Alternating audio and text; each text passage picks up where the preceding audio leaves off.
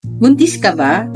Gusto mong malaman kung ano ang makukuha mong tulong mula sa PhilHealth ngayong 2025? Sayang ang benepisyo kung hindi mo alam. Imagine this. Buntis ka, nagpa-check up, tapos sabi ng OB sa'yo, pwede mong gamitin ang PhilHealth para makabawas sa gastos sa panganganak. Pero nalito ka. Anong coverage? Ganong kalaki?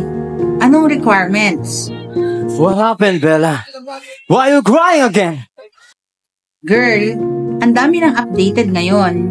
Kaya ito na, PhilHealth Maternity Benefits 2025, simplified para sa'yo. Si Ana, 28-year-old, first-time mom mula sa rural barangay dito sa probinsya namin. Akala niya wala siyang makukuhang tulong kasi simple lang yung clinic kung saan siya nagpa-prenatal. Pero guess what? Dahil updated ang clinic at accredited sa PhilHealth, nakuha niya ang 8,000 maternity care package kasama ang prenatal check-ups, panganganak at postpartum care. Wow naman! Wow! Ito ang mga main maternity benefits ng PhilHealth ngayon 2025. Number 1, Maternity Care Package o yung MCP. This is for normal delivery with prenatal and postnatal care. 8,000 pesos sa line-in, maternity clinics or birthing homes. 6,500 naman kung sa hospital ka manganganak. Number 2, normal spontaneous delivery o yung NSD para sa uncomplicated vaginal delivery. Same amount lang, 6,500 sa hospital, 8,000 sa line-in.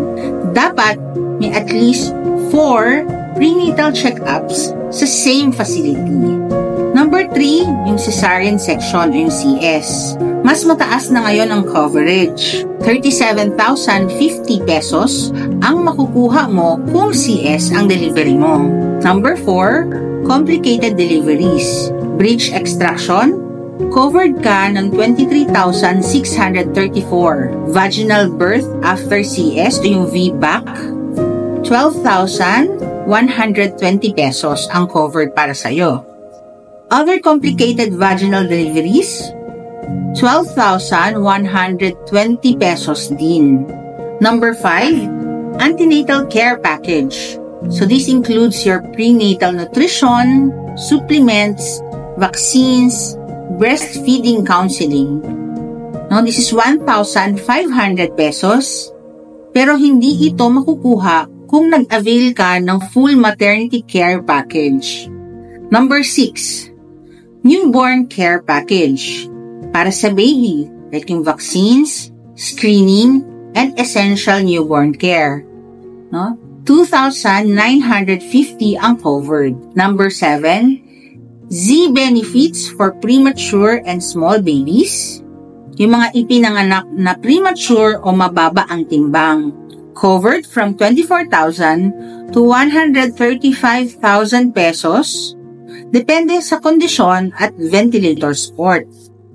Yung requirements para ma-avail, so active PhilHealth member, at least 9 months of contributions within the 12 months before delivery, updated MDR and proof of contribution sa PhilHealth accredited facility ka dapat manganak. So kung buntis ka ngayon, please huwag mong sayangin ang PhilHealth benefits mo. Libre tong karapatan mong bilang miyembro. Mula check-up hanggang postpartum, may support na para sa'yo at sa baby mo. Kung may kilala kang buntis, share mo to. Kung ikaw ay may partner or kapamilya na gusto mo ring protektahan, isave mo na para rin di mo makalimutan. Dr. Carla here, your OBGYN bestie. Real talk lang, walang filter, just facts, care, and science. Like, follow, and subscribe for more OBGYN tips na may kwenta at may kalinga.